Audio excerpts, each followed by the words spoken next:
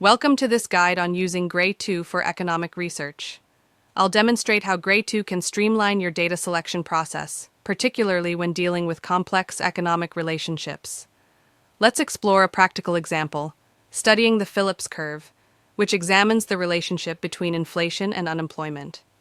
While this relationship sounds straightforward, selecting the right data series can be challenging.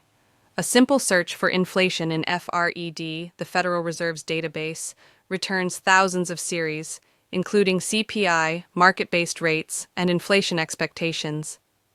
Graytoo approaches this challenge differently by focusing on your analytical objectives.